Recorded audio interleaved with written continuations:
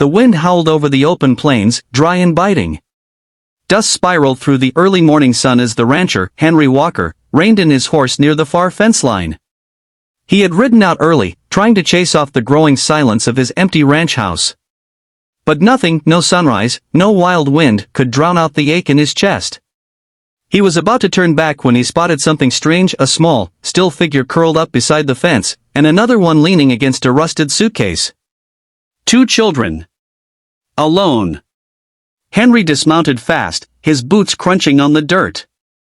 The older one, a boy maybe 10 or 11, stood stiff as a board.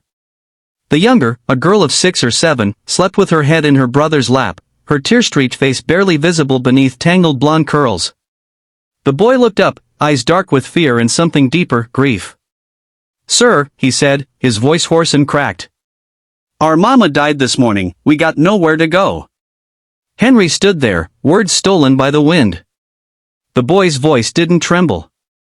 It didn't ask for help. It just stated the truth like a fact too big for his small shoulders to carry. The rancher knelt slowly, taking off his hat and pressing it to his chest. "Then you're already home," he said.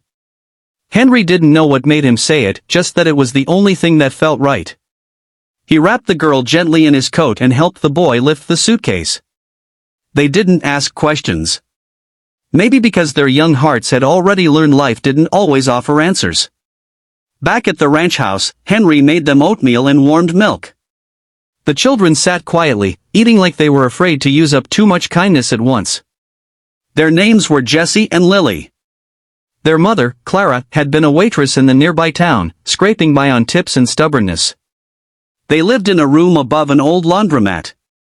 Jessie said she got sick last week, and he tried to take care of her. The owner found them that morning, called the sheriff. But by the time someone showed up, they were already gone, walking along the highway with a suitcase and nowhere to go. Henry listened, nodding slowly, not interrupting. After breakfast, he showed them the guest room. Lily climbed into the bed without a word and fell asleep. Jessie stood at the doorway, twisting the hem of his shirt. "You can stay as long as you need," Henry said, his voice gentle. The boy's eyes filled with tears he'd been holding in for too long. "I don't want to be in the way." "You're not," Henry said. "I've been waiting for someone to fill this quiet place for a long time." The days passed slow and steady, like the rhythm of life on a ranch. At first, Jessie followed Henry around in silence, watching him feed the horses, fix fences, stack firewood. Slowly, he began helping. He learned how to ride, how to hold a hammer, how to listen to the land.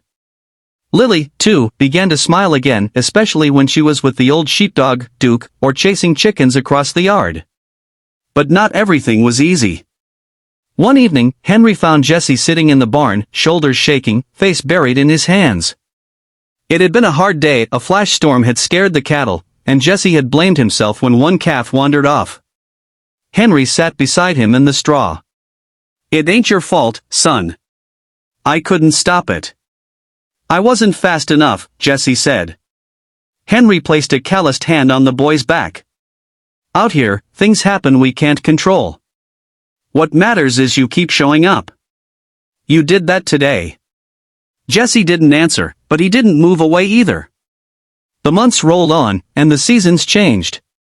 Jessie began to laugh more, his voice no longer quiet and cautious but loud, youthful, alive. Lily helped plant flowers around the porch and read bedtime stories to Duke.